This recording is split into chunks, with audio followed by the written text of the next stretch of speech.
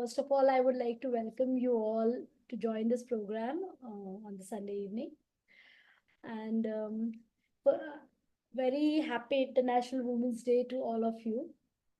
Truly speaking, it doesn't give me pleasure to celebrate this day, like celebrate a single day for womanhood, because every woman is capable of doing best of her work. Whatever she is good at, she can do it. And if she utilizes all her potential, she can just celebrate this day throughout her life. So every day in her life would be a woman's day. So that would give me more pleasure. Irrespective of that, since today we are celebrating this Women's Week, and the theme, the theme today is this year for 2024 is inspire inclusion. And when you say inspire inclusion, it means that you have to include each and every woman of the society, and it should be a big, a big group as such. So when you say count her in, it shows that irrespective, like you have to empower women in every facet of her life. So first of all, gender equality, as we keep on talking about, we can empower her through economically, the financial empowerment, irrespective of what the background she is coming from.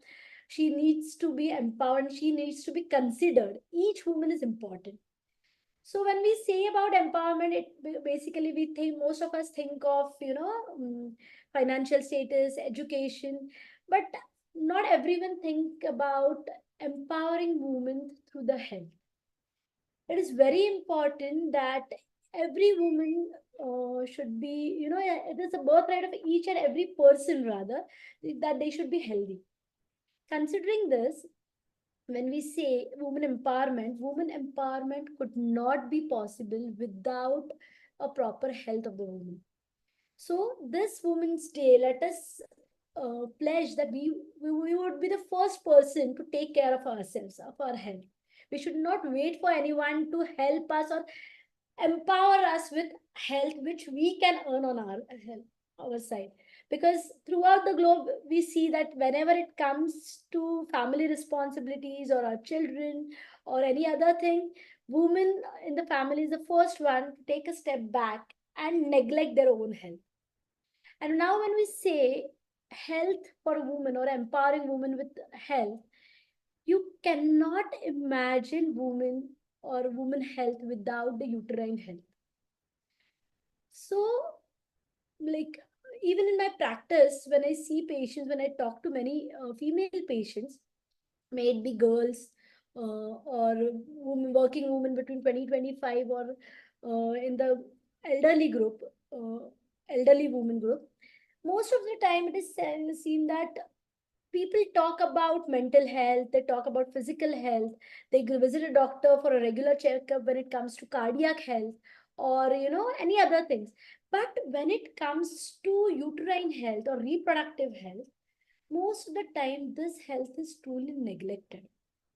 People are not aware about true reproductive health. So what is basically uterine health?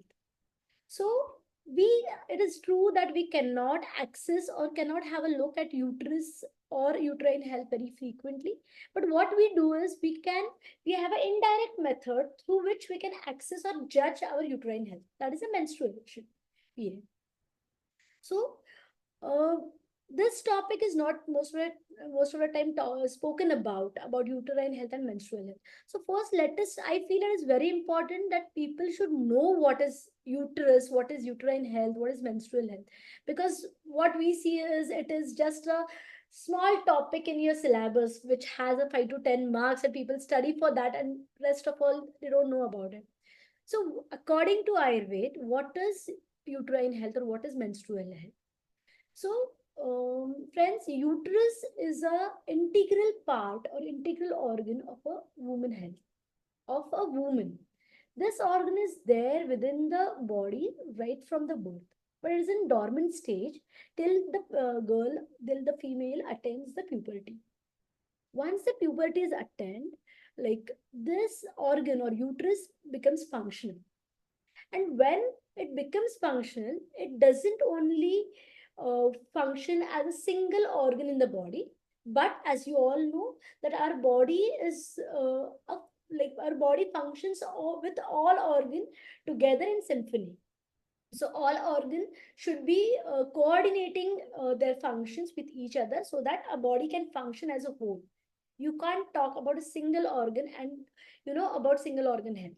So when you see, say if you see when a woman girl attends puberty, there are physical changes, there are mental changes, there are emotional changes, there's change in the behavior, there's change into their looks, everything. So directly or indirectly, this uterus is has its impact on all other organs and overall body of a woman health, as it affects your physical and mental ability. Also, it is important that this menstruation or menstrual phase should be should be in a proper natural way. It is a natural process, and so it should function in a natural way. And so uterine health is important. So how it like another question which I mentioned, how it affects your health. So whatever you do, like most of the time you must have seen, whenever there are problems with menstruations like delayed periods, heavy flow, or the periods like frequent menstruation, then it affects your body. Like there can be weakness, there can be lack of immunity, there can be mental irritation and whatnot. So it is very important to know that uterine health and menstrual health is an integral part of a woman health, and it should be taken care of right from the time the girl starts to know about the organ.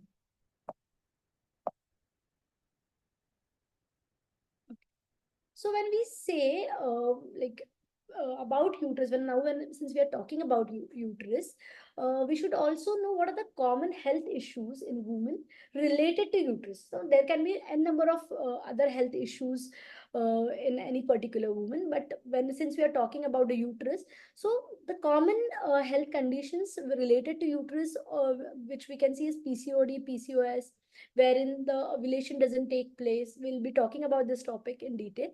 Endometriosis, wherein the endometrium is not formed in its right place, but other than internal part of the uterus, other than internal cavity of the uterus, it forms on the outer side.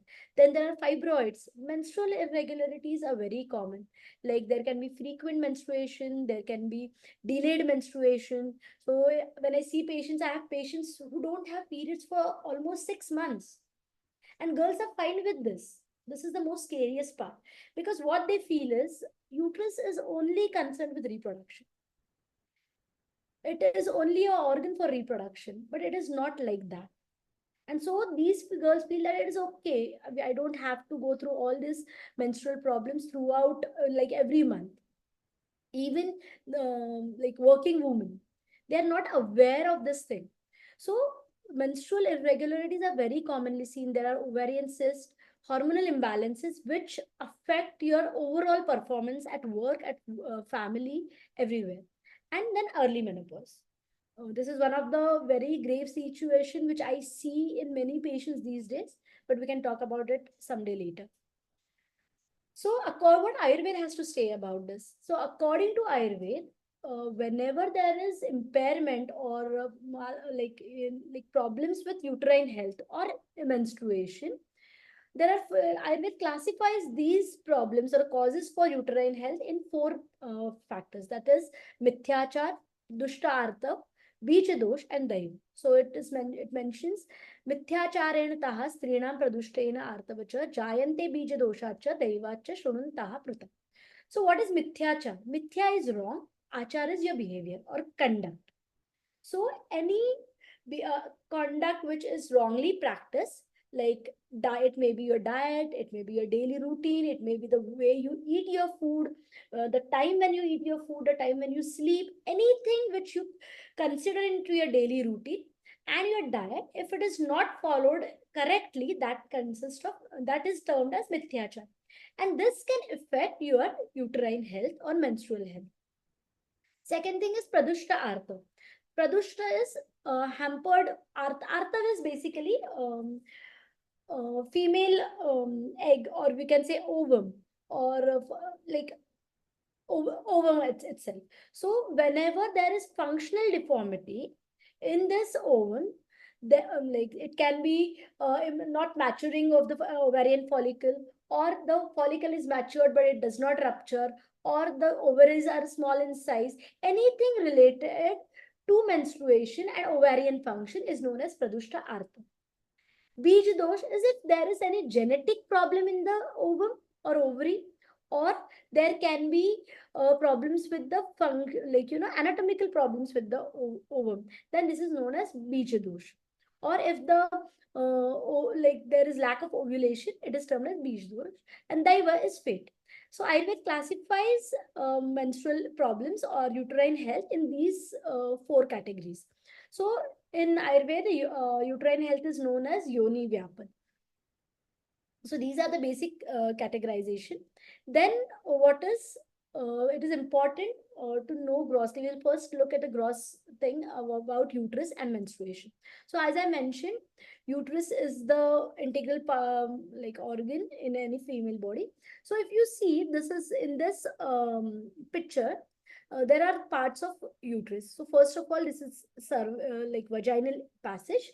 Then this is the body of the uterus and the uterine cavity. So this triangular shape is uterine cavity, wherein the baby or the fetus grows.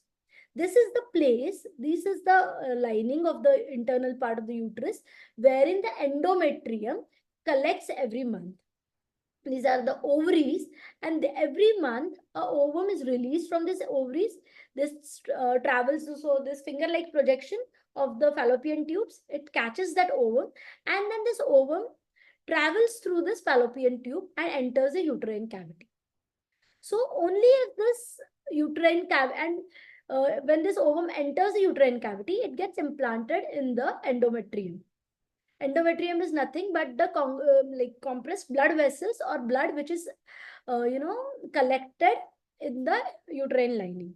So if the conception takes place, the fetus grows in this uterine cavity till the and stays there for the rest of the fetal period, followed by delivery. But if the conception doesn't take place, this ovum, then like the body understands that there is no conception, and this endometrium starts shedding, and that is what we call as menstruation or periods. So basically normal cycle, so normal periods or menstruation is it should occur between 25 to 30 days. Whenever it occurs, it is a normal period. Sometimes in some cases the normal cycle can be of 40 days as well. But if the cycle is beyond 40 days or before 25 days, or suppose the cycle comes every 15 days, then that can be frequent menstruation, and that is an abnormality. Similarly, if there are no periods for more than 40 days, this is again another abnormality, that is delayed periods, and this is also abnormal. Now, many a times people think that okay, if there is bleeding for 1 or 2 days, it is normal. No, the bleeding usually lasts for 4 to 5 days. The flow can vary between these days, but 4 to 5 days bleeding is a healthy thing, which we can say at least 4 days. And during this only, ovulation takes place at around 13th to 18th day, anytime between this. So it can vary with individual, it can vary with the season, it can vary with the prakriti of the individual, and it can vary with the diet and your lifestyle as well. So this is known as like, and this phase is divided into two parts. One is the follicular phase and other is the secretory phase. Now in the follicular phase, this ovum starts growing, maturing, and it ovulates. And in the secretory phase, if the conception doesn't take place, the menstruation, there is an onset of menstruation, and this is known as secretory phase. So according to Ayurveda, there are certain factors which need to be considered. So Ayurveda say, like according to Ayurveda, these Bija Rakta in the sense, the blood which nourishes this Artav Dhatu or nourishes this ovum, or Shukra Dhatu in women is known as Artav Dhatu. So the blood which nourishes this Artav Dhatu is known as Bija Rakta. This is sucked in, and an endometrial lining is formed inside the uterine cavity. Now, whenever you take some food, this is converted into ahara ras, and then this forms helps you to form the rasa dhatu, which is the first dhatu in any in any body, living being. So Rasa Dhatu is the basic Dhatu, and the dependent Dhatu on this is Raja Dhatu. So Raja Dhatu, Raja is the, or whatever we call as endometrium or Bij Rakta, is the Upadhatu or subtype of this main Rasa Dhatu. So I think you can have an idea that whatever you eat is very important, because that is what is going to make up for your Rasa Dhatu. And this Rasa Dhatu is only going to nourish your Bija Rakta or your ovum, or whatever you call as the process of menstruation in simple language. So this Rasa Dhatu will only help you to form this endometrial thickness. So if there is conception, it will also help to nourish the fetus. But if conception doesn't occur, as you all know, that the uterus is the organ which is in the lower abdominal area, which is governed by Apan Vayu. And if the conception doesn't take place, this Apan Vayu gets activated and menstruation begins. So this was an Ayurvedic perspective, how menstruation initiates. So what happens is, this was about what we called as normal cycle, or normal, how menstruation works in a female body. So what happens in PCOD? So in PCOD, so this is a normal ovary and this is a polycystic ovary. So what happens in PCOD is, in normal ovary, as I mentioned, that each one ovum from each ovary, like alternate ovary, starts maturing every month. And when it starts maturing, after attaining a particular size, it bursts out. So ovarian follicle is ruptured, ovum is ruptured, and the process goes on. What happens with PCOS is, this ovarian follicle doesn't mature, or it doesn't mature completely. It remains immature. And so it cannot rupture. And what happens is it ends up forming a cyst. So ovarian follicle does not rupture, and so it ends up forming a cyst. Now, when this process goes on, the hormones are activated.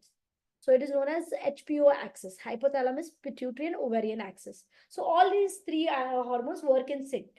So if this endometrial thickness is not formed and the HPO axis is not activated, what happens is excess of male hormones are secreted, that is testosterone. And this results in various symptoms like facial hairs, hairs on your face, hairs on your back, and like hair loss and everything. So male pattern is masculine hormones increases, and this leads to hampering of ovarian function. So this is what happens in polycystic ovarian disease. So this is there's a lot more which I can talk about this, but to keep these things easy, I'm just explaining you in short.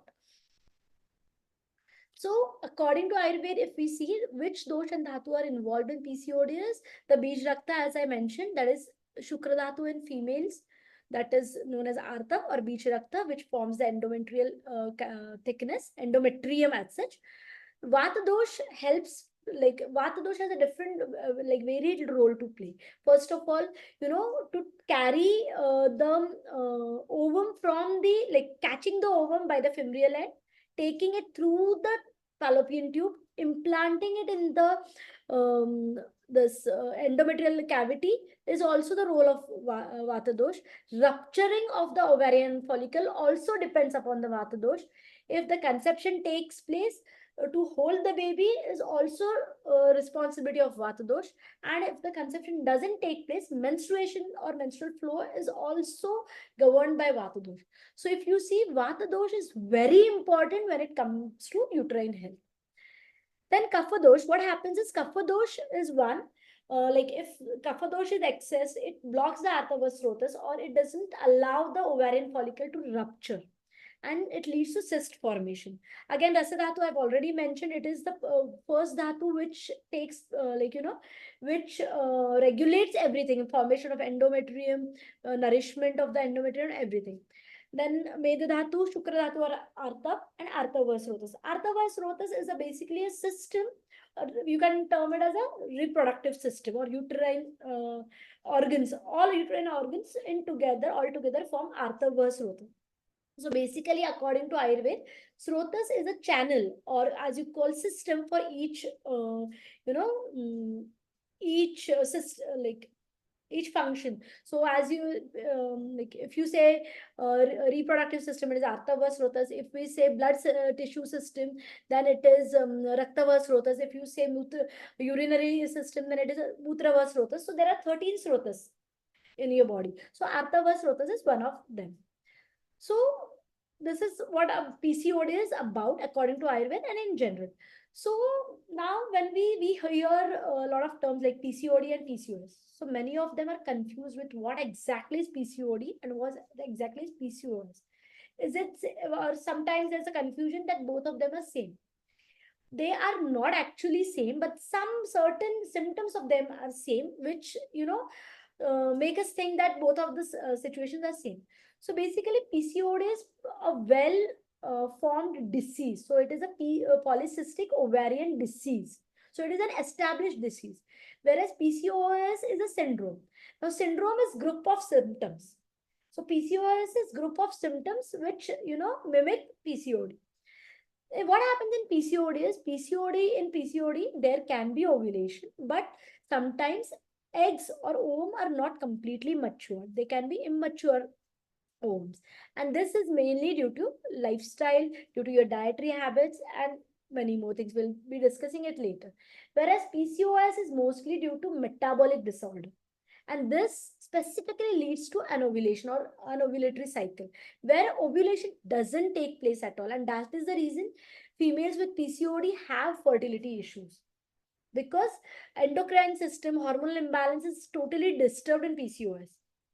Whereas in PCOD, things are under control. The hormones have imbalance, but we can surely correct them. And so we see in many cases of PCOD, they're like people, sorry, in many females with PCOD, they're able to conceive. But mind it, we can prevent both of these things, or we can help ourselves only if we can correct the lifestyle or routine, whatever we follow. So we've seen now, when we know the difference between PCOD and PCOS, still treatment line goes like, because when we come to Ayurveda, there are certain, as I discussed, Mithyachar, Pradushta, Artav, Bija Dushti, and Daiva are the four factors. So we have to consider those factors when we are treating PCOS or PCOD. So there are certain lifestyle, so we should know what are the cause behind this. So lifestyle truly impacts uterine health, as we discussed.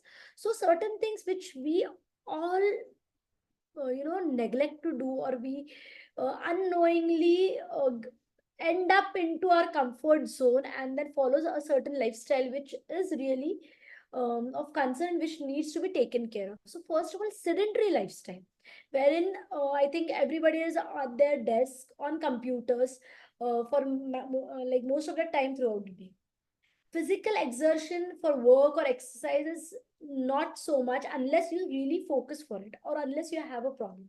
So sedentary lifestyle is something which is a main cause behind PCOS. Then, I'm sorry, altering eating habits. So whether if you don't eat on time, or you're not having a nourishing food, you're not having healthy food, you're having processed packaged food or junk food, if you encourage this, then it is bound to take you to a condition like PCOS. Another major concern, like, which is not in our hands majority of the time, that the crops or the food which is grown has they are grown chemically, or there are a lot of use of chemical pesticide, chemical uh, fertilizers when they by the farmers who grow the food. So this is one of the major problem. Again, hormone induced food. So many of the times cattles are injected hormones, there are hormones injected in poultries, and that is one of the reason which is ultimately leading to hormonal imbalance in the people who are consuming them. So this is something. So there are solutions, we can shift to organic or natural foods, but this is one of the concern cause behind uterine health. Hormonal pills and painkillers. So hormonal pills, when you say, there are a lot of hormonal pills taken by females, um, within, mostly working females, because they have some meetings, they have some festivals at home, they have some spiritual things at home, or they have to travel somewhere. And when you play with the nature cycle, it is bound to affect you. So many people, many women, they have the habit to either delay the periods, or bring it very fast. So whenever there are patients who ask me at my clinic that which tablet should I take to delay my periods, we have a function at home, and then I say, please don't do that. So you'll take tablets right now, and then you'll delay the periods for a time being, but then they would be either delayed for a long term, or they would be hardly impaired, like highly impaired. So hormonal pills or oral contraceptive pills are also not a solution for uterine health. Painkillers, especially painkillers when they are taken during dysmenorrhea, that is pain during periods. If anybody has the habit to take painkillers, this can again cause a problem. The reason behind is, when you take the like whenever there is a menstruation occurs when uterine muscles contract and relax. So there is a contraction is the need for the proper menstrual flow. What happens with painkiller is they relax your muscles, they relax your uterine muscles and reduce the contractions. And that is the reason the pain is relieved, but the uterus is not cleansed properly. Whereas with Ayurvedic medicines, or if you consider regulating your vata dosh in the uterine area, there will be no pain, and the menstrual flow will also be correct. Tight clothing and driving. Driving, when I say, I mean two-wheeler driving. Most of the time it is two-wheeler driving. Tight clothing. So as all of you know, like uterus is situated in the lower abdominal area, which is governed by vata dosh. Again, the important thing is, female body is heat dominant, ushna in nature. Because Artha itself is Ushna in nature. So when we know Soma Tattva and Surya Tattva, female body is Surya dominant of Surya Tattva, that is heat. And when basically you use very tight clothes like jeans or any tight clothing around your waist, it increases heat inside your body, and again it hampers the uterine function. Similarly, when you drive mostly on two-wheeler, there is a lot of vibrations, and when uterus is not an organ which is complete, like very much fixed. It is slightly movable, either upwards, sideways, downwards. So this can lead to antiverted uterus, retroverted uterus, and this is the one of the reason for the pain, or problems with the vata dosh and menstrual issues. Stress is one of the very common issue. Again, constipation. So as I told you, apan vayu is the one who governs movements in the lower abdomen. May it be menstruation, may it be constipation, sorry, bowel movements. So if your bowel movements are hampered, this affects the movement of apan vayu, and then again it affects the menstruation. Again, staying awake at night, smoking, alcohol, or like not following the circadian cycle is again one of the reasons behind menstrual issues. Important thing is violating Rajaswalacharya, Garbhadi and Sutika Paricharya. These are the women specific charya. So as I mentioned, charya is whatever you do in your daily routine, whatever things, like you eat, you sleep, you work, you drink water, you pass your motions, whatever things you do, there is a recommended protocol for the things you do, and this is known as charya. This is your habit, and these habits form your health. So Rajaswalacharya is menstrual code of conduct. Rajaswala is phase in a female life when she is menstruating. And this charya, if it is not followed properly, or Garbhini is antenatal care or pregnancy routine, whichever is mentioned by Ayurveda, if you don't follow that, it is surely going to lead to uterine health issues or problems like PCOS. And Sutika Paricharya. Sutika is post delivery. So Sutika Paricharya, so code of conduct after delivery should be at least for 45 days. This is the time duration. So these 45 days, it is very important that you follow all the practices mentioned in Ayurveda. So if you violate either of this charya, especially Rajaswalacharya, Garbhini Charya, and Sutika Paricharya, it is going to hamper your uterine health and your menstruation. And minded that PCOD is not a disease which would affect only among girls, but it affects right from throughout the menstrual reproductive age, mostly right from the menarche to around 30-35 years of age. Anybody of us can have PCOD, and PCOD is so prevalent that if you see 10 girls or 10 females, among them 7 to 8 females have problems related to menstruation or have problems like PCOD. Sorry, it cannot, must not necessarily be a full blown PCOD, but symptoms, either of the symptoms of PCOD. So Rajaswalacharya, following Rajaswalacharya is very important. So in short, let you know what is Rajaswalacharya. So basically, we see many ads that it is okay, like especially sanitary pads ads, that it is okay that you should, play your game, you should indulge into your sports, you should be fit, and you should be working in throughout the your periods. It is your right, and only then you can attend your gender equality and everything. No matter what it is, but femininity or being a woman is a blessing, and a woman can only be a woman if she takes care of this femininity. So no matter how busy she is, how workaholic she is, she can surely take care of this this phase, which is really going to help her work for the longer span of her life. So first of all, it is very important to take adequate rest. When I say rest, it is doesn't mean that you have to sit at a place and sleep or don't do anything, but you can have, or you can follow certain basic movements or basic things you can do which won't exert you, or which won't make you indulge into strenuous work. So I see many of the patients, they go for a regular workout during periods, and this is a very wrong practice, because it totally disturbs your menstrual flow. It totally disturbs your vata movement. So imagine a scenario: if you have a small cut on your finger, what you do is you tend unknowingly tend to protect that finger, because you shouldn't touch it, you shouldn't further injure it, or the wound shouldn't be very big. You consciously take care of that finger.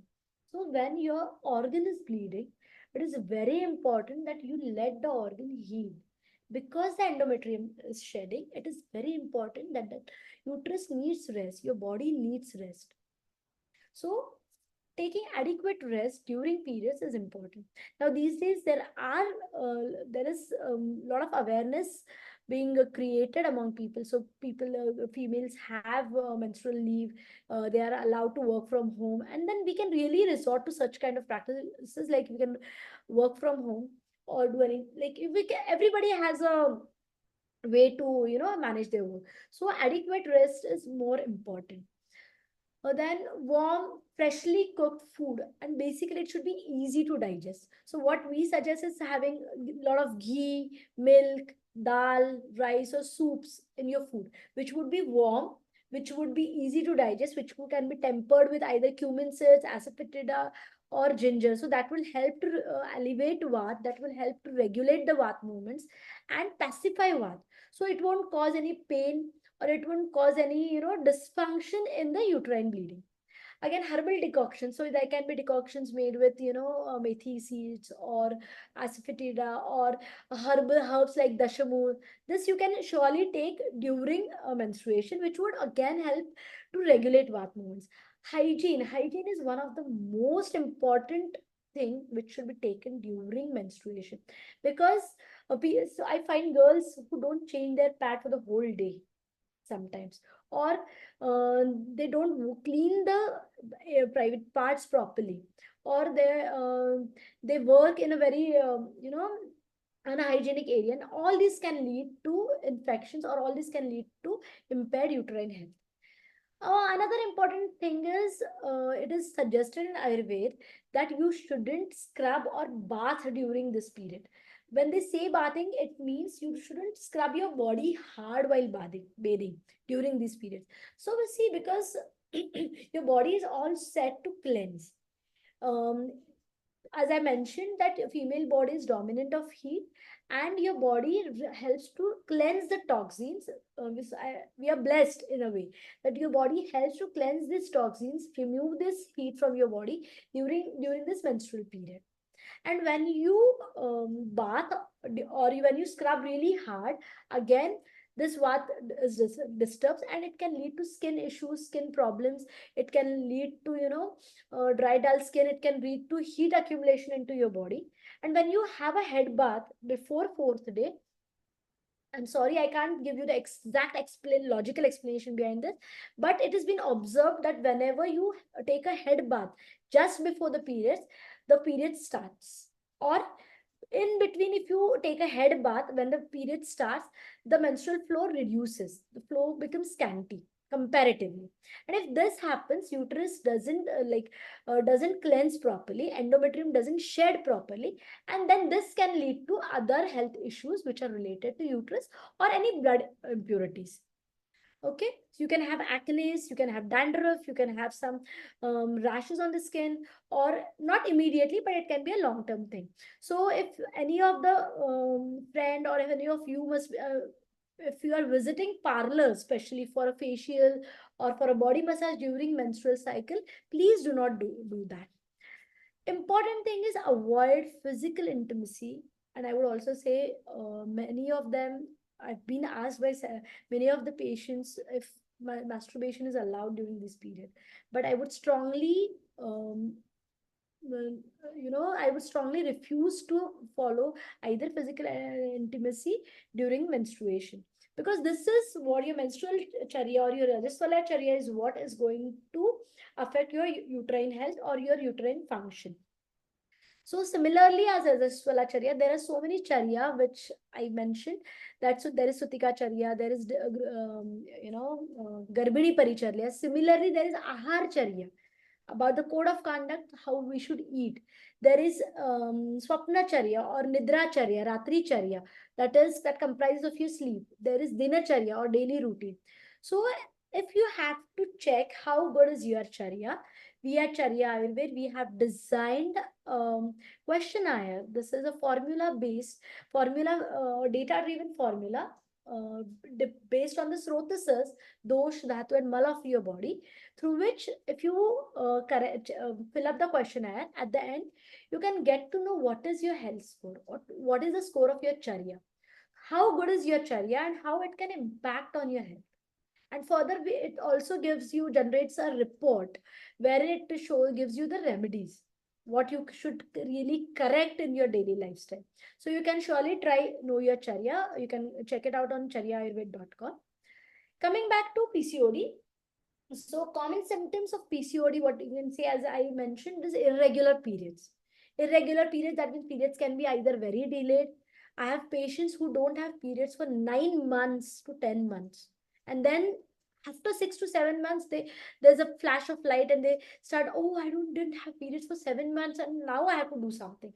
And then they expect that these periods should start in next 1 month. This is not going to happen. If you take care of your health, your periods would be in sync with your nature. Then sometimes the periods are very frequent. This again depends on what dosha type you are, or what your body is going through, your lifestyle. Sometimes the flow is like, periods are regular, but the flow is very scanty. Then important thing in developed PCOD, or I would say rather PCOS, is unwanted facial hair. So there can be hair growth on your face, along your earlocks, or like mustache or chin, and this is not which gives a you know comfort feeling in that girl or lady. Then again, the skin becomes very dry, so the pore size increases. There is a lot of acne or pimple, darkening of the skin, especially at the neck area. If you see, the neck area is gets darkened in patients with PCOS. This is one of the, I could say, examination criteria which we generally follow in our practice. pain during periods or weight loss. See, many of the time, majority of patients with PCOD gain weight, but there are very few of them who don't gain weight or they lose weight. So this percentage is low, but most of the girls they've gained weight. Then there is Huh. Then there is acne, like girls become lazy, they don't feel like doing anything because obviously they also they start getting an inferiority complex, so they avoid going outside or mixing in the group. And then there lies the hair loss, irritation, mental stress, mood swings. Because the hormones are disturbed, all these the symptoms set in. Mhm. Now coming back to treatment, according to Ayurveda, when you have to treat patients with PCOD, as I mentioned, nahi vatadrute yoni narinam sampradushyati means any uterine condition, according to Ayurveda, doesn't exist without involvement of Vata dosha. So, right till as of now, also I've explained you how Vata dosha is important for governing the uterine cycle, for governing the menstrual cycle. So, when we have to treat PCOD, basically there are two types of classification. First, as I mentioned, lean PCOD, wherein there is a weight loss or there is no weight gain, rather. And the other one is obese PCOD, wherein there is a lot of weight gain. So I have patient, I've seen her a few days back, and um, she gained almost 15 kgs in last 3 months. And the reason was PCOD. And again, there were all lifestyle issues because she had to study, she used to stay away for late night and or whatnot. Then many of the times it is common that delayed periods are noticed rather than frequent menstruation in PCOD. So when we say delayed periods, most of the time it is seen that people go for tablets which would either regulate their hormone, and there is withdrawal discharge, and they feel that periods are like the periods have started. But it is not like that. Or otherwise, most of the times they take some pills so that periods will start. May it be Ayurveda, may it be allopathy, or may it be homeopathy, anything. People often go for the practices, कुछ भी करके periods चालू होने हैं. This is not possible. Now, as I mentioned you in the beginning of the session, that endometrium starts growing in the uterine cavity. So this is from the Rasa Dhatu, the uterus sucks the Bij Rakta inside the endometrium, uterine cavity, and endometrium is formed. Now, generally, this endometrium thickness is up to 12 mm, 14 mm, whatever. Like, unless this thickness is not achieved, your period doesn't initiate. What happens in the case of where the endometrium is thin? Many patients I've seen that despite there are no periods for last 7 months, 8 months, endometrial thickness is hardly 5 mm, hardly 8 mm. Then if there is no endometrial thickness, what will the body shed out? Because there is lack of nourishment, girls or women, they don't eat properly. There is no there is like rasadhatu is not healthy, rasadhatu is not formed, so there is no endometrium formed in the uterine cavity. This is the problem. And here we have to consider nourishment treatments. So wherein the body would be nourished, wherein the uterus would be nourished. Whereas there is another condition where the endometrium is well grown. Endometrium is thick. 15 endometrial thickness, 20 endometrial thickness, but there is no period for last 3 months. Now here, as I mentioned, Vata dosh is important factor in menstruation. What happens here is there is a problem with the movement of Vata. Here you have to treat Vata dosh, and only then this flow or menstrual flow initiates or menstruation initiates. So when we consider managing PCOD with Ayurveda, these all factors should be considered. First of all, lifestyle modifications, diet modifications, then comes your medication and Ayurvedic Panchakarma. Panchakarma are 5 types of therapies: Vaman, Virechan, Basti, Nasya, and Raktamokshan. Now, these treatments or these therapies, they help you to detox, in, like, if I have to say in short. But what it really does is it balances the internal humor, it balances the internal dosh, and it cleanses the body. It cleanses all the dhatus, it cleanses and replenishes or rejuvenates your body. So these are the four folds through which you can treat or manage PCOD. So as I mentioned, like here we all are to understand what should be the Dinacharya or what should be the regular routine in PCOD. First of all, consistency is the key. When I say consistency, I mean that it is not, magic is not going to happen in a single day or a single month. It is not that you follow certain routine for 1 month and your periods are going to be all set and perfect. You have to keep this practice, you have to follow correct lifestyle throughout your life. Only then things can be in place. Because you've spent so many years disturbing the nature cycle, you'll also have to spend at least few months to correct this cycle. So lifestyle modification. Lifestyle modification is all small things that you do. So when I say it is just following the natural rhythm, the nature clock, biological clock. Right time to wake up, right time to eat, right time to sleep, right time to work out, everything. So they should be on time. Now, the other day I had a girl. She was in a 12th standard, and I like she had come for PCOD. She had a lot of acne. She had some skin issues also. And then when I asked her like too many things, and she was like, "No, no, I don't have any junk food. I'm good at things and everything." Then I asked her, "What about your sleep? When do you sleep?" She said 4. I was like, "Do you sleep at day?" She was like, "No, no, no. I sleep at 4 a.m. in the morning." I was like, "Why? This is the time you should wake up." And then she was like, "No, I'm used to studying at night." I was like, "That is fine. Studying at night is okay. But if you're studying till 4 a.m. and sleeping after 4 a.m., you're totally going against nature and you're hampering all of your lifestyle, like all of your health. So instead, sleep early, sleep by 10, wake up by 3, wake up by 4, or wake up by 3:30 is fine. You start your day early. That is a good practice because we have to, for our nature clock totally depends on the sun. So they should start before the sun rises, and that is the ideal time. So following the natural cycle, circadian rhythm is very important. Then clothing, as I mentioned, tight clothing can be a problem. So at least clothes around the waist should be loose fitting, or if you're wearing tight clothes, it should be for a certain time duration. You shouldn't extend, like wear it regularly. Some days it is fine, other days you make sure once you are at home you use loose clothes, or which are not very fitting clothes, which are comfortable. Then cultivate good eating habits.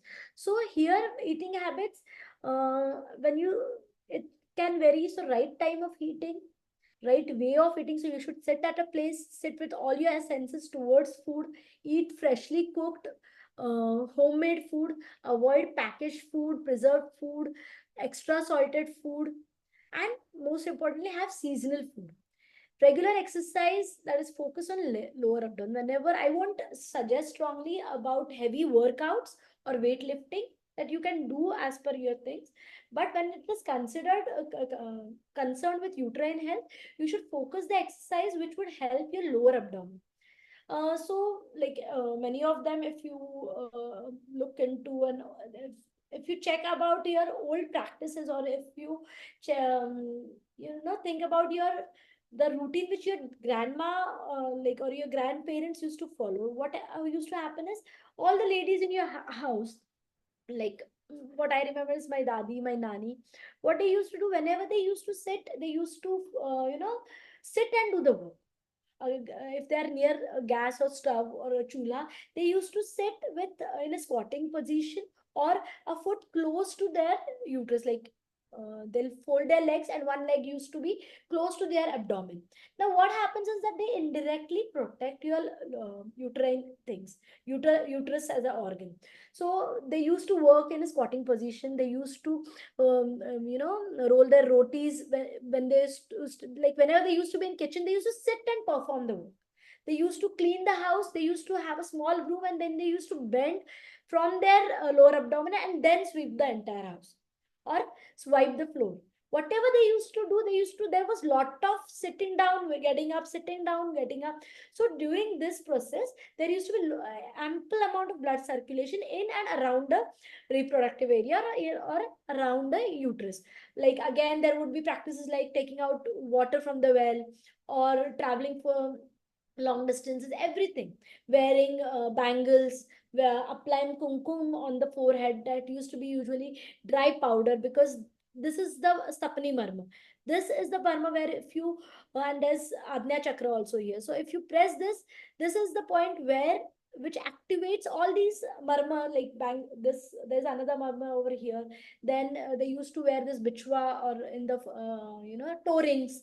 So all these things they used to take, they take care of your uterine health. So all our practices were around the uterus and uterine health.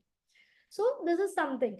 Again, attending natural urges is very important, especially motions, menstruation, and urination. So these urges, again, are governed by Vata. So if you hold these urges, that is, there can be uterine problems. So regular exercises, stress relieving practices, kadha for regulation of apanvayu. Now this kadha can have dashamur, this can have asafoetida, this can have chaturbij, or many such medicines, or you can have a ready-made kadha. Then practices like nasya, that is instilling nasal oil or ghee into your nose. Nabhi puran, that is oiling your belly button, is also important, because this helps blood circulations towards uterus. Again, as I mentioned, sleep timings and panchakarma. Then diet. So as I mentioned, regular meals. Again, many of the girls, they have the habit to have dry food. There is lack of moisture, there is lack of ghee or oil in the food, or very dry, they have only roti sabji or only breads, which do not have much of moisture content in their food. And so it is important to have either a bowl of dal, buttermilk, juice, rasam, or anything into your diet on a regular basis. Then, instead of chemical or hormonally grown food, naturally grown and seasonal foods or organically grown food should be preferred. Again, important thing is, these days there is a lot of hybrid foods available in the market, or we tend to, for the ease of making or eating, we tend to have seedless foods. Now when you compare, as we say, whatever is there is in your nature is in our body. That is, your body is a miniature of nature. So if you if you're having, imagine if you're having seedless food, and your ovum is a seed, is a human seed. So if the food which you are having doesn't have any seed, or if it, even if it is has seed, that seed does not have the capacity or ability to regenerate any new life, how can that food nourish us or our reproductive organ? So avoid having seedless foods like seedless papaya, seedless fruits, seedless black raisins. Instead, have foods which has seeds naturally, like pomegranate, papaya, or any foods which has seeds. Avoid seedless food. Juicy, having juicy fruits is equally important. Again, I have mentioned kada. We also have sukhada kada, which is a dip and drink kada, ready to make kada. Then one important thing is, you can also, as I mentioned, seeds are important. There are certain seeds which you can include in your diet, like garden cress, fenugreek seeds, fennel seeds, carom seeds. Now you can make a mukhwas or digestive churn with this seeds, and you can have it post your meals both the time. But for proper digestion, it is advised to have turmeric, garlic, cumin, or ginger in your diet. So these are hot in potency. This not only regulates Vat, but also are good for menstruation, and also are good for ovarian development. And weight should be strictly managed. But I strongly advise not to go for crash diets, because that can be a disaster. Again, Panchakarma, as I mentioned, Vaman is treatment in which we give medicines and then give a vomiting medicine. Virechin is where we tend to, go give purgation therapy. Bast is a method similar to enema, but oil or decoction is used to give this medicine. This regulates Vat. Nasya is nasal drops, and Nabhi Puran, Abhyanga, like body massage with oil, and Shirodhara is very important to maintain this dosha balance. Next, coming to herbs for PCOD, there are many herbs which you can use depending upon what the type of PCOD is. As I mentioned, lean PCOD, obese PCOD, where the endometrium is thin or endometrium is thick. Depending on that, you can select the herbs only after consulting your doctor. So Dashamur is something which works on Vat and which regulates Vata movement. Castor oil is helps you in various things. It again helps to govern Vata dosh. So it helps for the ovarian rupture also. Sorry, I mean follicle rupture. It helps to regulate the menstruation. It helps to regulate the apan vayu. Then Anantamur and Manjishta are the drugs, herbs which helps to form, strengthen your bija rakta, which helps to for the formation of endometrium, which helps to maintain fluidity of the blood, fluidity of the menstrual flow. It helps to regulate the menstrual cycle. It helps to prevent clots, or prevent viscosity in menstrual flow. Then Chaturbij. Chaturbij is four types of seeds, as I mentioned: fenugreek seeds, garden cress seeds, ajwain seeds, and then fennel seeds. These four seeds together help form Chaturbij. Now, these helps in ovarian functioning, formation of ovum, initiation of menstruation, then formation of endometrium, proper health of ovaries, proper flow of proper movement of ovum from the ovary to fallopian tubes and into the endometrial cavity or uterine cavity. Shatavari nourishes Rasadhatu and also nourishes Rajadhatu, that is the Upadhatu of Rasa. It helps in formation or nourishing the endometrium. When I said that thin endometrium is a problem in many cases, in that case, Shatavari is a very good thing, which will help you nourish or increase the endometrial thickness. But if the patient is again obese and if there is a lot of arm formation, you cannot use Shatavari. That is the reason you need to take a proper consultation from an Ayurvedic doctor and then use these herbs. Aloe vera is again, it has a Vedan property, so it helps to cleanse the uterus. So there are timings when during the cycle when you should use a particular herb. And turmeric, as all of you know. Exercise, as I said, is very important. And it should be on a regular basis, at least 5 days a week, at least half hour a day. So there are a lot of exercise. Simple Surya Namaskar can help. Yoga postures can help. Swimming can help. Whatever can give you proper functioning at the like improve blood circulation on the lower abdomen is suggested. As I mentioned, old practices which are dadi, nani, or for mothers used to follow. These practices hold very much importance in uterine health. I think in India, especially in Maharashtra, we have a function during Savan Mas. It is known as like newly wedded, um, female. She has a puja known as Mangala Gauri, and there are a lot of games played during those days. All these games, there used to be a social gathering, and all these games were focused on the uterine health. So if you get to see like if you search on Google, you can search Manga Gauri games, and those include all those things, practices, all those games involved. So these are the practices which you can follow in the way of exercises. Dance is one of the good form where you can involve your lower abdomen.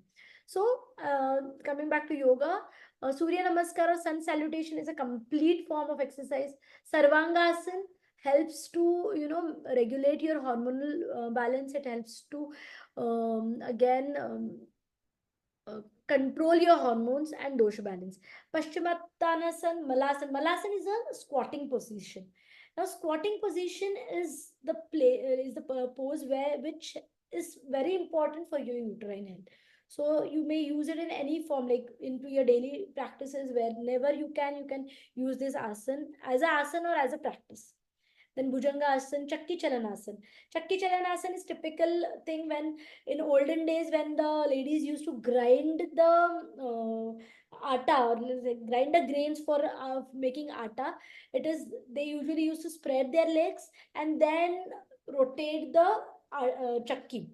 So this is the proper thing wherein the rotations used to takes place at the lower abdomen, and your uterus becomes flexible. There is a lot of blood circulation concentrated at that area. Naukasan, Chakrasan, butterfly pose, Pranayam and Kapalbhati. Now, Pranayam and Kapalbhati should always be done only under the guidance of an expert, or you should learn these practices from an expert and only then follow. So when you combine, see, PCOD is not a thing, the thing which can be cured within a day. It is very important that you follow regular practices, follow your day, like correct your daily lifestyle, follow exercises, and importantly, follow your proper diet. Diet, as in, again, I would like to mention, it is not about crash diet, it is not about losing weight, it is about having a nourishing diet which will include all the six tastes, which would nourish you as a whole and your reproductive organ, and then your uterus would be able to function normally. It will, there would be regular menstruation, proper flow, without any pain, without any clots, flow for 4 days. And this would not only, I like people when they say that uterus is important for reproduction, because most of the times this topic or menstruation topic is considered as taboo or is not properly discussed with the girls from the elderly people or in the family. So it is a very important topic, very important thing that everybody should, be vocal about it, and you should be aware that you need to take care of your uterus. Your menstruation is not only for reproduction, but it also takes care of your dosh balance, your hormonal balance, and your daily day to day regeneration, rejuvenation of your body. As I mentioned, shukra dhatu in your females is artav, or is what you can compare with menstruation. Shukra Dhatu is not only responsible for reproduction, but reproduction at every point in your life, because there is a regular wear and tear going on in your body at a microcellular level. All these my cellular like at all these levels, there is a regeneration or reproduction at every moment. This is what shukra dhatu, or this is what artha dhatu is responsible for. So apart from reproduction, your overall regeneration of your body, timely regeneration of your body, I can say, every moment is what takes care, is what is taken care by your arthav dhatu, and that is nothing but your reproductive system, your arthav srotas in female body. So with this, I would end and take that. Thank you, Vaidya Shweta. It was a beautiful, beautiful session. I just can't imagine that so many small habits, activities, tips given by our grandmothers, mothers had so much of influence on uterine health. So I'm so grateful to you for this entire session. Friends, we have these two different products by Charya Ayurveda, Sukhada and Naricharya. Please, Vedishweta, why don't you explain a bit about it as well? Yeah. So these are the two products for uterine health. So we are basically working with into this segment of women health. So I know that whenever any, especially being an Ayurvedic doctor, we focus on churna and kadha. And most of the time there is a perception that churna and kadha are not very palatable, and I don't have time to make kadha, or I stay outdoor, like not, I don't stay at home, I stay in a hostel and I don't cannot take kadha. Or another thing is, I cannot, even if I make the kada, I can't carry it. So what we've done is we have made the kadha properly with the herbs, then we have packed it into granules, and then these granules are packed in tea bags. So on the go you can carry this sachet anywhere, at your work, at your school, at your office. Just what you need is a half a cup of water, warm water. You can dip this tea bag into the hot water, and your kadha would be ready. Like fresh kadha would be ready, it won't be a stored kadha, but this granules would disperse in the water and they will form a kadha. Now sakhuda is for menstrual well-being, wherein it would take care of regular vata regulation. It would help in, relieving menstrual cramps. It would help in regulating vata and regulating menstrual flow, and automatically it would help to some extent PCOS like conditions. Then Naricharya is a vaginal wash. Most of the vaginal washes which we get in market are foam based or are chemical based, which has which can generate foam. But as I mentioned, we take care of our pain when we have pain and like headache, abdominal pain, or if there is a cut or wound or swelling on the external body parts.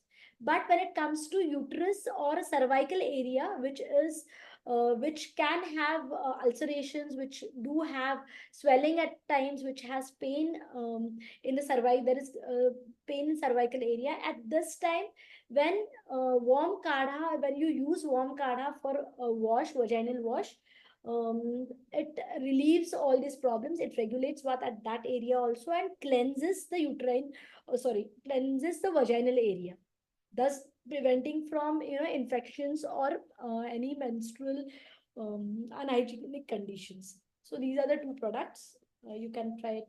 They are available on our site as well. I think, friends, the body awareness is very, very important. And I always say that don't wait for the symptoms to appear. If you have if you feel like that there is something happening which is not correct, or if you feel that you just want to get yourself checked. So for that, before switching to any kind of diet or any kind of regime, just visit Charya Ayurveda website and try to find out what is your correct Charya score. And as soon as you will complete the set of questionnaires and you'll get the Charya score, you'll be able to have a remedies or the solutions provided to you. Just try adapting those solutions in your daily life and see if it is working or not. And then take the second step, reaching out to the Ayurvedic Vaidya or reaching out to any other person in the preventive care or in this holistic well-being system. But before that, visit Charya Ayurveda. That is just a suggestion to you all. We have already shared the website of Charya Ayurveda. We are sharing different kinds of products also. That's the website, www.charyaayurveda.com.